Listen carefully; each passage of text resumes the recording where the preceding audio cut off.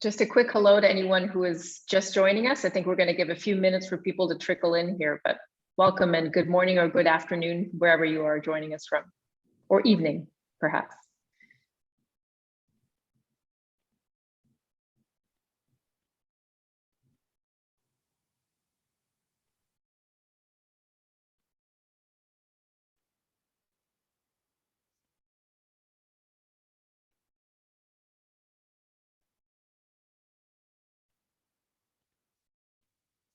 Good morning, Vita. Great to reconnect with you.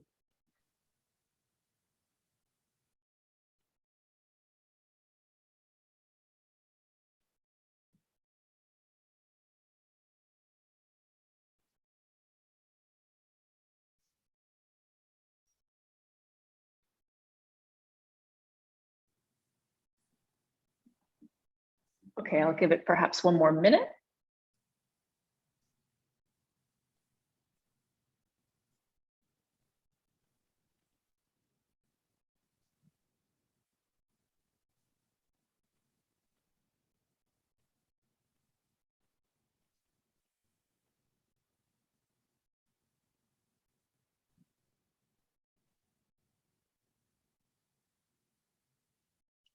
Okay, Malia, if you agree, I think we could get started. Great.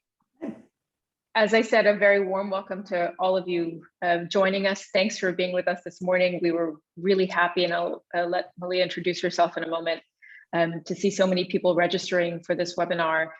And just a few words of introduction. This is a mentee talk on reframing imposter syndrome. MENTEE, all of you are likely familiar with it, but it's an organization that disrupts the status quo of structural inequities with online open access to learning and enduring support from global mentors for people who are marginalized around the world. I am Sumi Somaskanda. I've had the good fortune of being connected with Letitia and with MENTEE for some time, and happy to be an ally and advocate for MENTEE, and to have connected with some mentees, as I mentioned, Vida in Chicago in the past.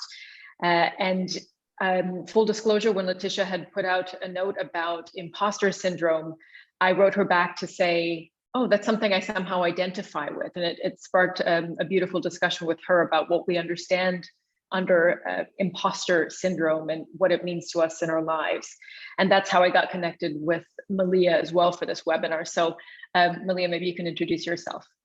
Yeah, thank you, Sumi. Good morning, everyone, or good afternoon, good evening, wherever you're joining us from. We're really glad to have you. My name is Malia Dumont. I've been connected with Letitia and MENTEE for a while now. And my day job is I am Chief of Staff and Vice President for Strategy and Policy at Bard College. But I've worked in government, and I've worked in the private sector as well. And I've encountered my own share of challenges and difficulties along the way. So similar to Sumi, when Letitia brought up this topic, I thought, you know, I've been noticing that a lot of my students think about imposter syndrome a lot. And as an educator, I wanted to bring some thoughts about that and facilitate a conversation, because sometimes I think it can be helpful and sometimes not so much. So I'm very happy to be here this morning. I do want to point out I'm an educator. I'm not a psychologist. I'm not a sociologist. So I'm not here in some kind of medical capacity, but I'm here as an educator to share my observations from the classroom, and someone who has been through a lot of these feelings myself. I wanted to share my personal experiences.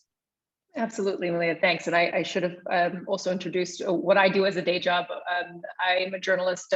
Currently, I just moved back to the US from Berlin, where I've been working as an anchor and correspondent for many years. And so I'm very comfortable in the role of the questioner, which I get to do again today, but also I'll share a bit of my own experiences with imposter syndrome and how I've encountered it in my life and the lives of people around me as well. Just a note to the attendees that we'll speak a bit in a conversation here, but this is very much supposed to be an interactive discussion. So please put any questions or thoughts you might have as we're speaking in the chat. We will reach out to you and respond to any questions and want to kind of really engage in a discussion with you. because that will only enrich our conversation further. With that being said, and we'll have about an hour's time to do so, Malia, maybe we can just get started with addressing the term imposter syndrome. What does it actually mean to you when I say that? Yeah, well, it's interesting because this term, apparently it was first brought out in the 70s, but I don't remember hearing about it when I was in college, even though now, looking back, I realized that I certainly had something or felt something that we would now identify as imposter syndrome, but it wasn't a widely understood term at that time or widely used. But I want to start with what I think it isn't. So it isn't, I think the part of the problem with the popularization of this term is the use of the word syndrome, which implies some kind of medical issue, and it is not a medical problem. It's not recognized in any psychological handbook.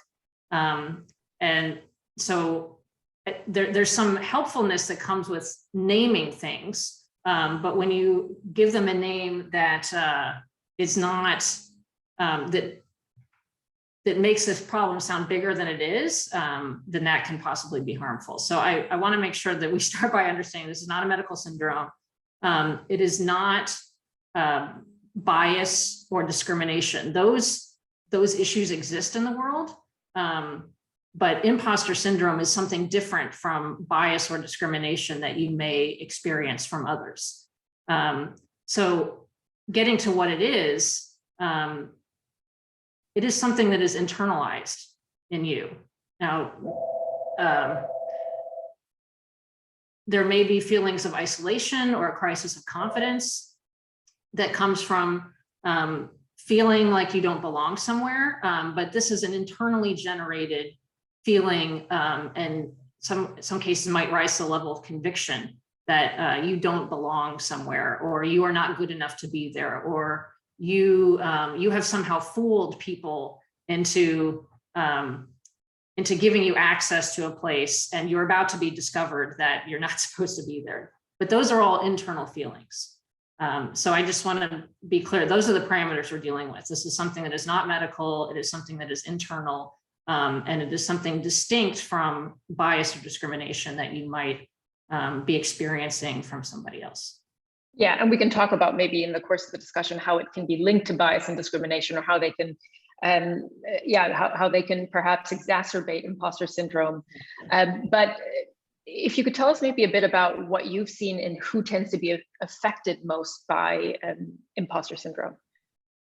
Well, the truth is almost everyone. I mean, a very high percentage of people, especially in academia, which is the environment that a lot of the people I think we're talking to today are in or intend to be. A lot of people, in fact, the majority of people in academia experience imposter syndrome, or what we call imposter syndrome, at some point.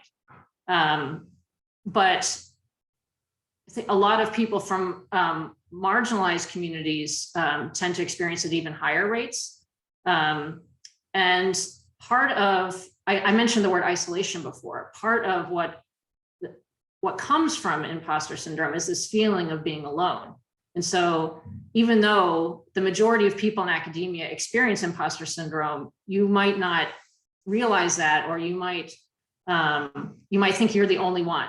And so I just want to be clear, it's totally normal to feel daunted. It's totally normal to feel like this possibly it was a mistake that you were accepted into this class, or that somehow you haven't fully proven yourself yet. I think those are all very normal feelings, but they are experienced by a very high percentage of people. So part of what I want to talk about today is making sure that people don't feel alone in this, and strategies for getting away from feeling isolated. Absolutely. I think in my experience, I've heard the term imposter syndrome used particularly among women, particularly among people of color, to reflect their experiences. I mean, what thoughts do you have on that? I think so. I think some of it, and part of the reason that this term has become more popularized is because I think there's more of a realization and acknowledgement of some of the challenges of systemic racism and how that has affected marginalized communities. So when I was going through college, there wasn't a broad understanding of the impact of systemic racism, of misogyny on underprivileged communities. But now there's a wider understanding of that. And I think there's a flip side to that, which means that if you're growing up as part of a marginalized community and you're hearing a lot about systemic racism, when you gain access, let's say you're admitted to an elite college, for example, when you gain access to that elite space, it's hard to get rid of the voices of systemic racism that you have been experiencing your whole life. And so in some ways it's an internal echo. And I think this is one of my my thoughts about where imposter syndrome comes from. It's kind of an echo of some of those external voices that you've been dealing with probably your entire life. And so it's really hard to shut them out, and it's hard not to have them embedded in your own brain. So you may have been granted access to some kind of elite space, but you can't eliminate those voices that have been accompanying you throughout your journey. So I think it's an echo of that in a way. I really like the way that you put that, and I can certainly identify with that. I am myself a child of immigrants in the US, and I know that growing up in spaces where I didn't necessarily see myself represented, I often had that echo in my head that I would have to work doubly as hard or perhaps fight harder to be on a level playing field with other students, with colleagues later in life. And that might not always have been true, but it was the echo in my head. And so that's something that I can certainly recognize in my own life, for sure. That was well put. But, you know, we actually wanted to have this conversation about reframing imposter syndrome. So what do you think you mean by reframing the syndrome? Well, first of all, I mean, I think we need to get away from the terminology of syndrome. I think there have been some attempts to call it a phenomenon, which has a less harmful meaning associated with it, because the whole point of naming this kind of feeling is to help people realize you're not alone and to understand how to deal with it. When it becomes a burden, when the name itself becomes a burden instead of a help, that's when you need to think about renaming the term. So whether we call it something more neutral like a phenomenon, that's one thing. But I think we also need to examine the dynamics of this feeling itself, because when it becomes expected that you're going to experience imposter syndrome, that it could become this crippling burden. This is what I've noted. This is one of the reasons I wanted to take Letitia's invitation to talk about this. I've heard more often in recent years students talking about imposter syndrome as some kind of independent entity that exists in the world, that it is an additional burden that they will have to assume when they come to college or when they try something else new. And I think reframing it includes how we think about it inside our own heads. And realizing it is not some independent entity floating out there in the universe. It is an internalization of those voices that I mentioned before. It is a feeling of doubt in your own abilities. And so making sure that we're not just using the right kind of terminology, but that the terminology actually reflects the reality of what it is, that you're realizing what the limits of this term are, I think could be helpful to people. And that's what we want to do. We want to help people. The whole point of Mentee is to try to provide some mentoring to people who want to advance and grow. And if imposter syndrome as the term, how it's used, how it's thought about is holding you back in some way, we want to try to get past that. And we'll talk about some of the ways we can turn it around, but I just want to say hello at this point to Nicole, who put a hello or a hand up for us. And I don't know, Nicole, if that was a question, but if so, you can type any questions into the chat there. And I would also just encourage anyone at this point, if you have any thoughts about what we've discussed so far, for example, how imposter syndrome affects you, or perhaps what Malia has been discussing about reframing imposter syndrome, perhaps looking at it from a different perspective, what you think of that. So just jump in at any point and add any comments or thoughts that you might have. No problem, Nicole, just noticing your note there. But I'll leave that open and keep my eye on the chat there to see if any questions or comments are coming in. So you've talked, Malia, just there about reframing imposter syndrome. How do we move away from it being such a burden? I mean, if we think about in quite practical terms, of course, maybe for the purposes of this discussion, we should also just say imposter phenomenon. And that already removes some of the heaviness of it. But yeah, how else would you say you can concretely make it less of a burden?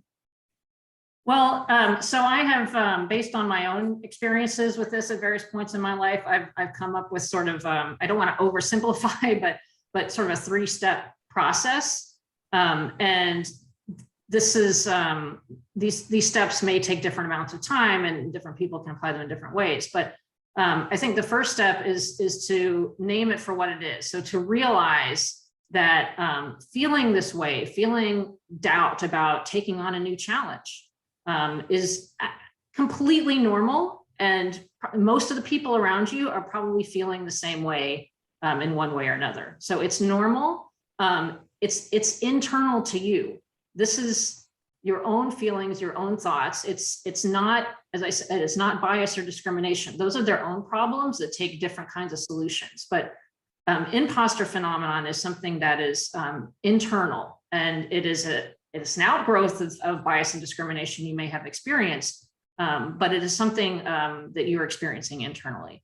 And in a way, I think it means that you care about what you're doing, right? If you didn't care about failure, then you wouldn't have this feeling of doubt and worry that you wouldn't live up to the standard that you think is being expected of you.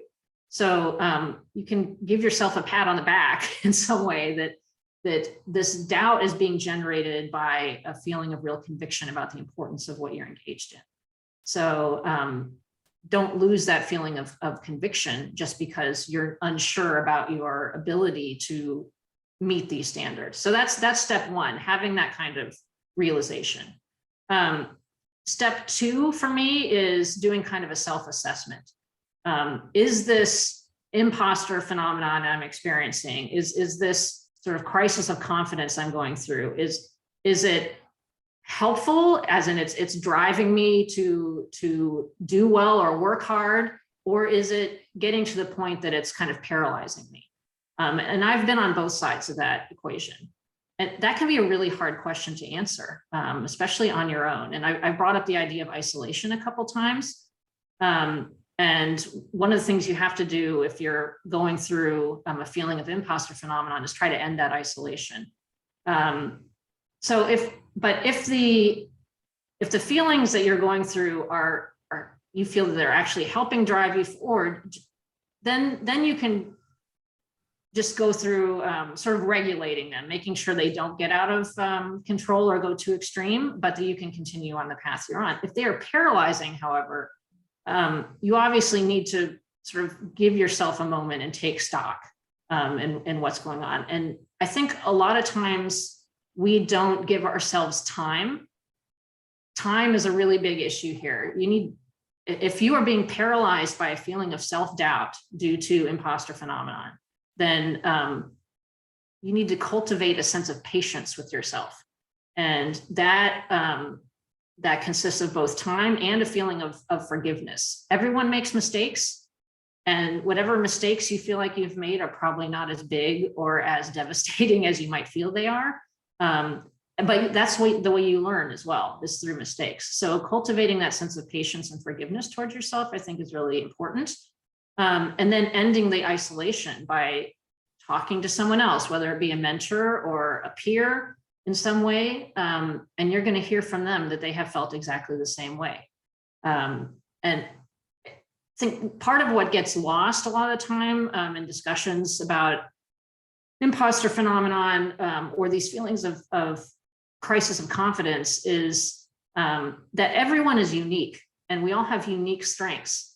But when you're in, again, I'm going to bring it to an academic environment because I think a lot of the people we're talking to are in that area. When you're in an academic environment where you're being rated on a grading scale, you might think being unique is not good. Like, I need to reach whatever standard it is, and the standard is very rigid. But that's what you need to talk to someone about, whether it's a professor or a peer. There are ways for your uniqueness to be strengths and to manifest in the classroom, in your learning, in your scholarship. And that is what is going to bring new value and new perspectives to your community. So I just want to make that a very clear statement. Uniqueness is a strength, and really understanding where your own uniqueness is going to help you, I think, prevent imposter phenomenon from becoming a paralyzing issue in your life. And then the third step is revisiting. So I said, step number one is realizing this is internal and normal. Step number two is going through this sort of self-assessment process. Step number three is revisiting, which means sort of taking a look backwards and realizing, what you have learned to this point and what has driven you to get to this point as well. So let's say again that you are a new student at an elite university and you're feeling like you're not sure you really should be here, but you wanted to be here. You chose to come here, and you're not the only one who wants you to be here. The admission office, people have reviewed your work and determined that you already meet a standard. So just remember that you have supporters. Otherwise you would not be where you are. Nobody got to where they are right now without some kind of support. So I think revisiting who your village of supporters is, who your community is that has helped you get to where you are, is going to help build the confidence that will prevent imposter phenomenon from becoming paralyzing in the future. And just remember, you've survived. If you're feeling imposter phenomenon now, you've probably felt it before, right? And you survived that feeling before. How did you grow from that previous experience? What did you learn? And just realizing that you have come a long way. So I think sort of giving yourself a passing grade is helpful in realizing that you're going to continue. You have the ability to continue getting passing grades. Thanks for those thoughts. I think that's really empowering to think of a few steps you can take to battle imposter phenomenon. I do see that there's a question that's come in that I want to read out here from Michael Sadowski, who says, I'm wondering what your thoughts might be about an institution's role in reframing imposter phenomenon. Are there things institutions sometimes do to exacerbate it? And are there things institutions can do to help people be less vulnerable to it? And Michael also wants to note, full disclosure, that the presenter and I work for the same institution. Right. So thank you, Michael, for that question and for participating today. So as institutions obviously do have a role. And so, and some of what it is similar to what I've just laid out. So just the same way that individuals need to realize that this is something that is normal and that they are going through, institutions should realize that a lot of their students, not just their students either, but maybe some of their faculty. I mean, this doesn't end. This feeling, if you're driven to be an achieving person, you're always going to be accompanied by this wish to challenge yourself. And if you're constantly challenging yourself, you're going to constantly be running into some kind of doubt about whether you can meet the challenge. So that means it's not just students, it could be faculty and staff as well. And I think institutions can have a role in helping create this community of mentors that help people feel less isolated. So that it's not so hard especially for younger people, to find the mentors, the faculty who can help them get out of this isolation that imposter phenomenon can often create. So whether it's sort of like a peer mentoring group or a peer health group of some sort that is available to discuss this, among other things. This is an element. I started off this talk by saying, imposter syndrome is not a medical syndrome, but it does affect your mental health if it becomes too extreme or if it becomes paralyzing. So a lot of academic institutions, they have counseling services, they have mental health services, but people who are experiencing imposter phenomenon are less likely to go see a counselor just for that, right? Especially because they think this isn't a medical problem. I'm a high functioning individual, but so counseling isn't necessarily the answer, or more availability of counseling, but I think peer groups can be really, really helpful in creating a space for people to share their doubts and challenges and get ideas for how to move past them. Thank you for taking on that question, and also for that question, Michael. Anybody else, please go ahead, as I've mentioned already, to put any questions you might have into the question and answer box. We'll bring them into our discussion. And Malia, I don't know if we have the opportunity at any point, if we can actually bring the attendees into not in the webinar format. Not in the webinar format. Okay, good. I'm glad I know that, but regardless, we will take all of your questions and comments on board. And I'm glad to see Vida saying that she needed to hear this this morning. I'm glad to think that this could be of any help, or at least a constructive discussion for people who are attending. And you know, when we're talking about external factors, like what an institution might be able to do, I do want to highlight again, as you already have, Malia, the piece of course, there are external factors that can make someone from a marginalized community feel that they are not welcome or do not belong. And those are the factors of systemic racism or discrimination or bias. And those are very real. But I can certainly say, when I was thinking about this discussion this morning ahead of getting online, I was trying to think of how I have dealt with imposter phenomenon beyond simply time and experience, because those are very healing when you gain a little bit more confidence through your career or through your work and what you're doing.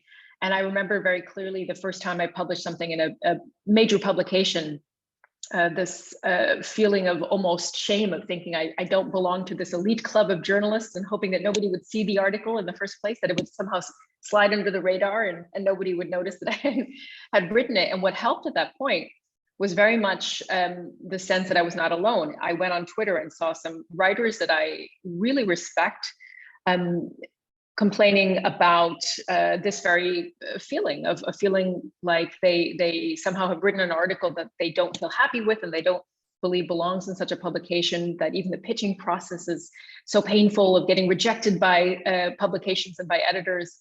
And when you realize that, it certainly helps you understand your uniqueness, as you said, and how everyone is going through the same experience in some way. So I found that very helpful. But I guess I wanted to ask Malia, if you have a concrete example of something, especially because you give us those wonderful steps of how to approach imposter phenomenon. If you have a concrete example of something in your life, or perhaps some students around you that you've seen, that you would say, okay, this is how that has worked or not worked for me.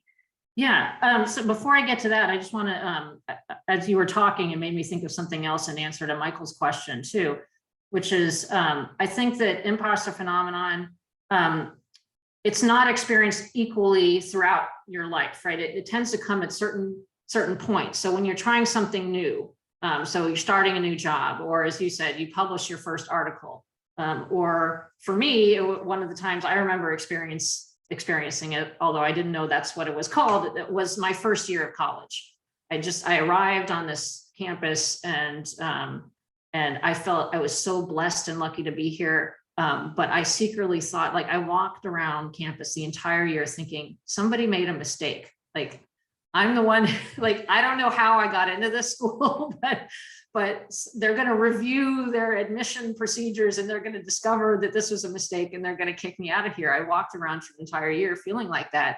And so just getting back to Michael's question, what institutions, I think, should recognize that there are certain points at which imposter phenomenon is going to manifest more strongly for people. And it's going to be during onboarding, for example, if you're taking on a new job, or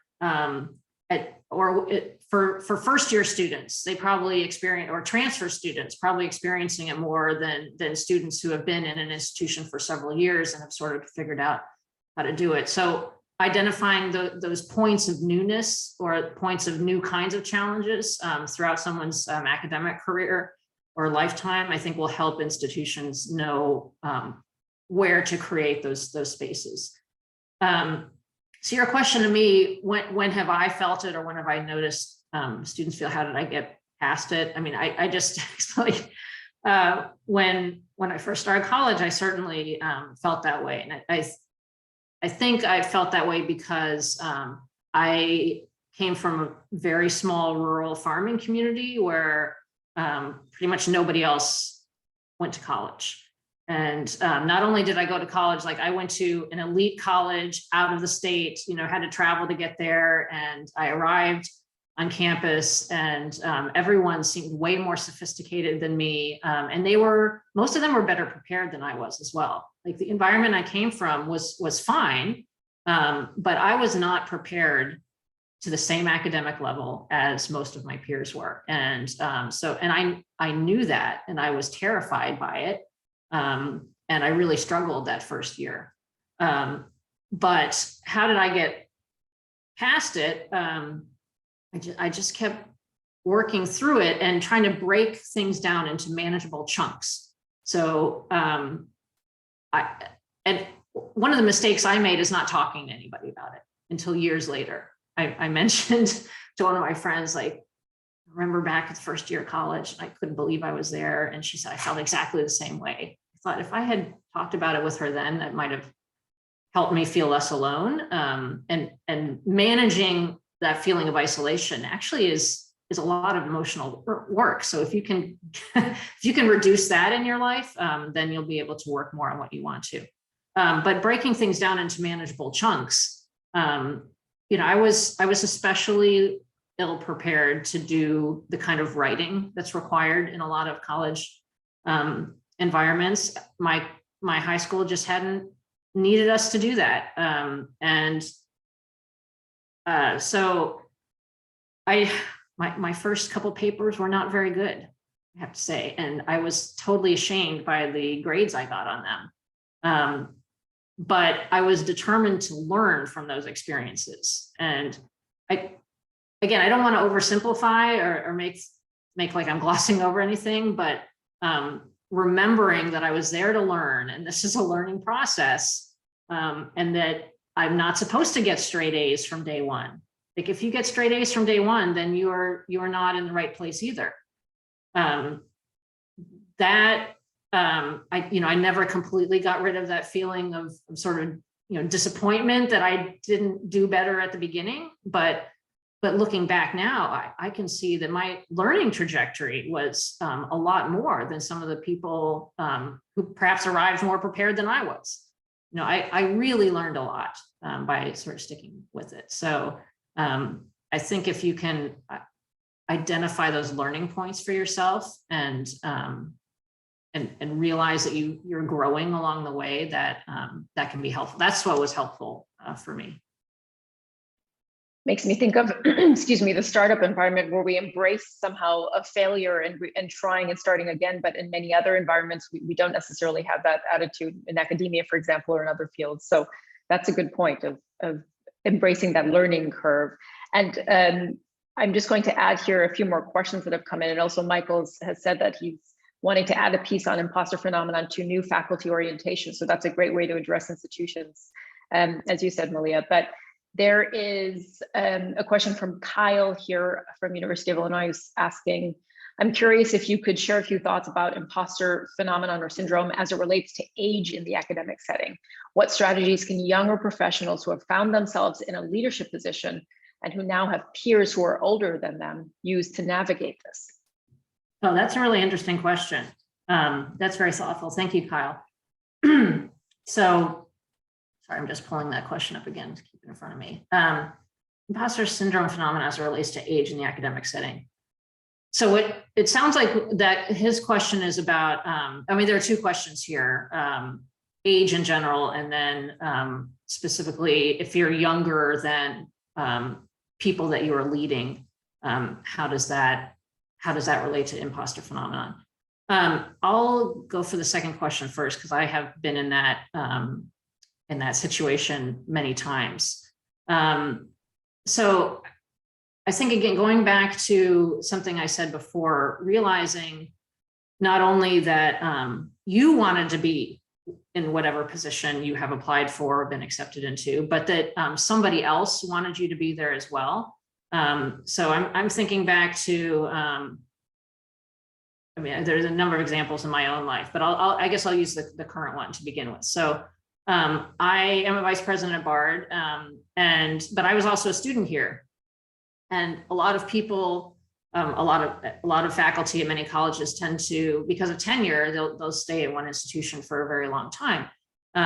So I've come back and I'm now a vice president after being a student here. And some of my faculty, some of my professors are still on the faculty here, and I'm making policy and making decisions that affect people who have been my mentors since I was a teenager.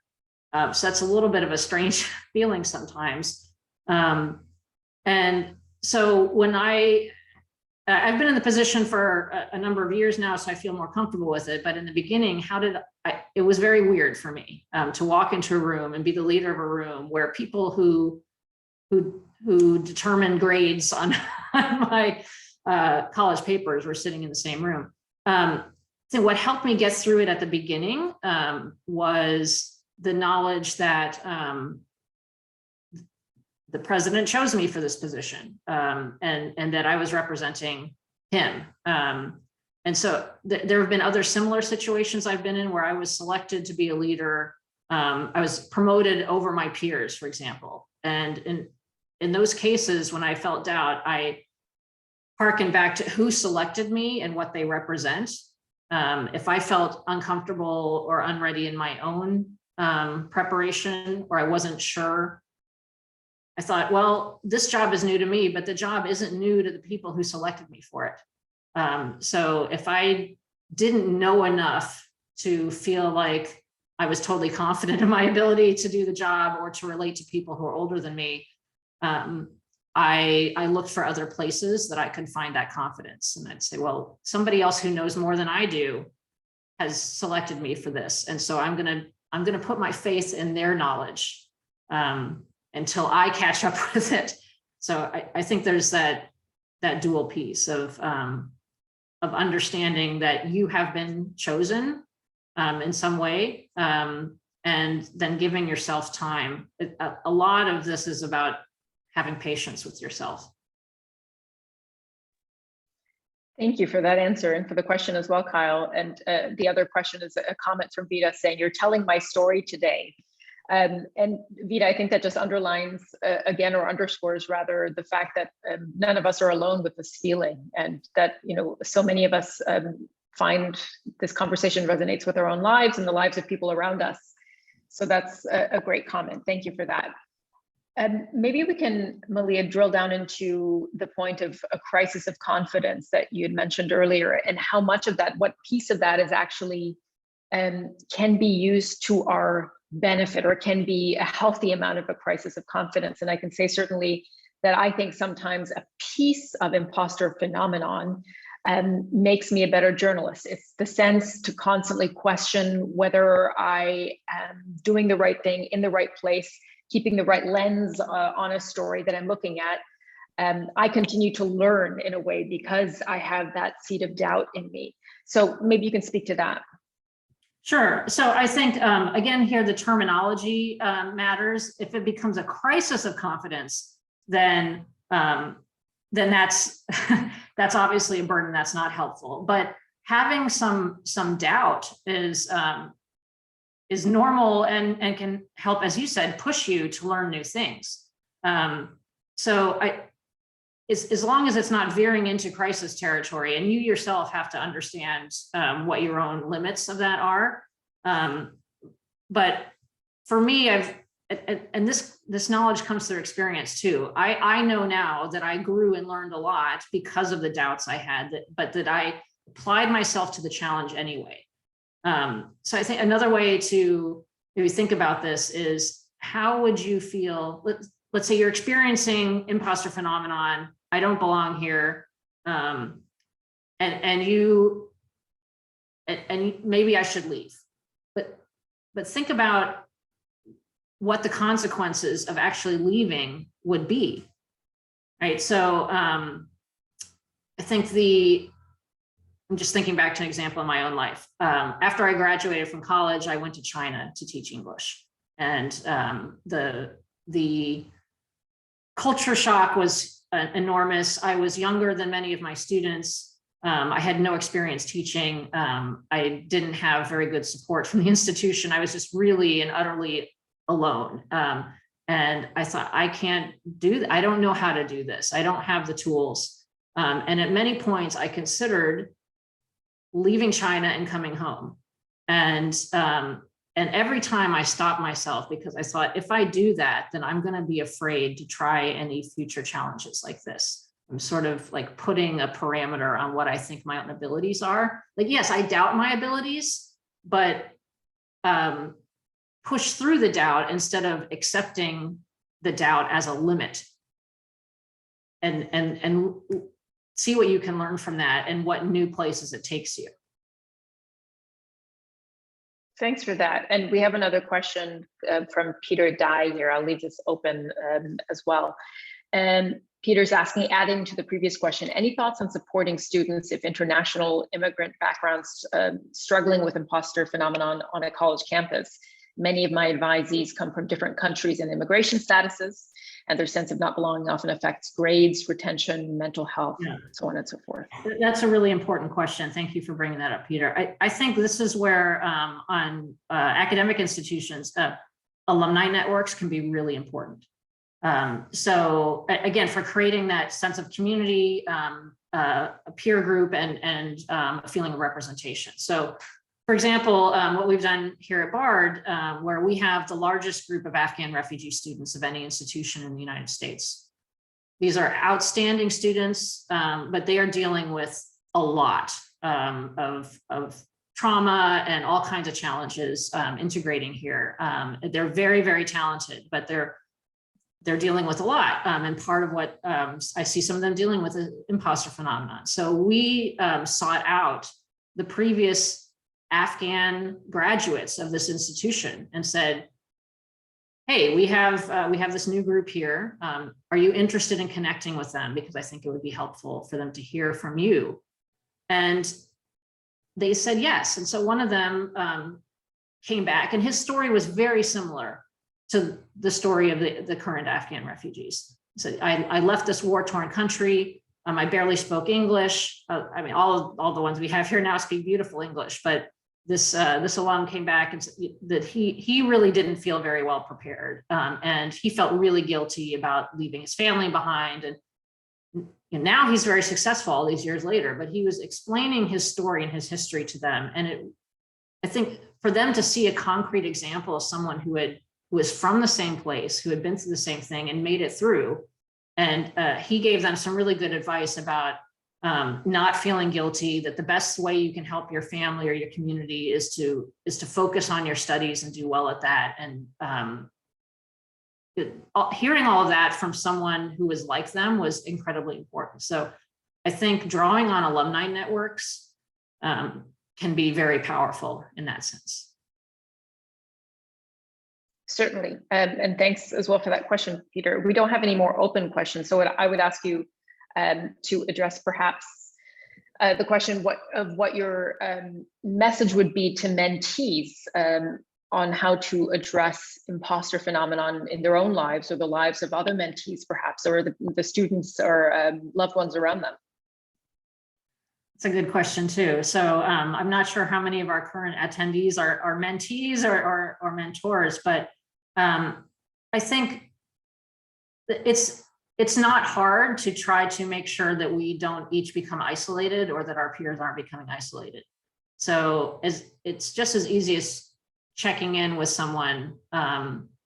So if you're a mentee who wants to help your classmates, just again, I don't want to sound like I'm oversimplifying something, but the power of a simple question, of a simple check-in is enormous, because a lot of what imposter phenomenon leads to is this sense of isolation, and that's self-compounding. So helping your classmates not feel isolated by maybe, proactively sharing yourself that, you feel doubts about your ability to be here.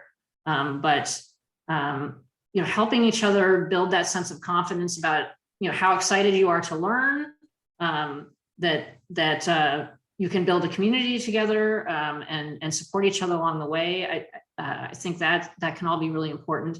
And then for the mentees, just remember that, Sumi and I, and there are a lot of others of us who are mentors on the mentee platform, and you can reach out to any of us, and we're happy to talk with you. That's why we're here. And just, we will listen, and we want to understand what you're going through, and we may have some ideas for how to help you in your specific situation. So I think creating that peer community, but also reaching out to mentors are two really concrete steps that people should keep in mind. Absolutely. I think that's always a great experience that I've also had with mentees in any conversations I've had, is understanding the similarities and how we might be coming to a certain issue or problem in their lives from a similar perspective. And that's something that has not only brought us together, but strengthened and empowered mentees and mentors, I can certainly say for myself. I don't see any other open questions or comments, but at this point, Malia, maybe we can just kind of think about what possible ways to move this conversation forward. I guess if we're thinking about imposter phenomenon moving forward, you've given great tips on what steps you can take. I guess what would your message be on moving this conversation forward and this phenomenon forward for the people who are attending? Yeah, well, I think that some of the questions we got were really important, and they were about what institutions can do. And so I think there's, and I hadn't thought of some of those questions before. So I think there's some work to be done there to identify, where some of the interventions could be most helpful. At what points in a student's academic career, at what points in a faculty or staff member's professional career, are they more likely to experience this, and what kind of systems can be set up to help them get through that? It's not hard to help end the feeling of isolation, but institutions need to be proactive and thoughtful about it, and especially as there's been such an emphasis on diversity in hiring as well, not just diversity in admission. So I think recognizing that this is something that not just students experience, but employees as well. And then again, realizing that there's a whole community of alumni out there who have been through this before it was a named thing, but they know exactly what this is like, and they have some really helpful experiences to share. So I think thinking of them as a mentoring community as well is something that institutions can do to help current students. Absolutely, thank you. And those have been such important points. Two of the things that I'll certainly take away that you've discussed are the idea of uniqueness being a strength, and also the concept of being forgiving to yourself and those around you. I think that's something we all forget and tend to forget in our daily lives, but can be so helpful whether we're talking about imposter phenomenon or not, I think just generally. At this point, I think since we have no open questions or comments, other than Vita asking if you could perhaps come speak at her university, maybe that's something that can be considered. I think we probably can close the discussion unless you have any further points, Malia, you'd like to bring up. Sure. Well, I mean, if I'm happy to answer any other questions, or if anyone has any further thoughts to bring up. But I just do want to say a few other words about MENTEE, which is a great organization. Anyone can find it at menteeglobal.org. Maybe, Sumi, if I don't know if I think our attendees can see it if we put this in the chat. But it is it's an online platform by which people around the world, and this is particularly focused on people who come from underserved communities, can access mentors. And the founder of this, Letitia Zwickert, is an amazing woman. She's a full-time elementary school teacher who is just passionate about helping people realize their potential. So she created this platform for that purpose. And she has brought in this wonderful community like Sumi and me and a lot of others. And we're really excited to to help people realize their potential and thrive in whatever field they've chosen to do. So I just encourage anyone, if you're not already connected to Mentee, take a look at it. And I want to thank Letitia for bringing up this topic too, because I wouldn't have proactively thought to talk about this, but as soon as she reached out to look for speakers, I thought this is something I hear a lot of my students really worried about, and I think they're allowing it to become more of a burden in their lives than it should be. So that's why I wanted to talk about it today, and I'm really glad to meet you, Sumi, and have the opportunity to have this conversation. Likewise, and I can only heartily second what you've just said about Mentee and about Letitia, and it's been really a pleasure to be a part of the organization, and we always want to elevate the work that Mentee is doing. So it's been wonderful to meet you as well, Malia. Thanks so much for everyone, to everyone rather, who's attended and for your very pressing questions. And thank you for your comments as well. Wishing everyone a great day, and we hope to maybe meet up perhaps in the future again to discuss the next iteration of this. Maybe there's something we can do in the future with all of you again. Thanks, everyone. Thank you, everyone. Bye-bye.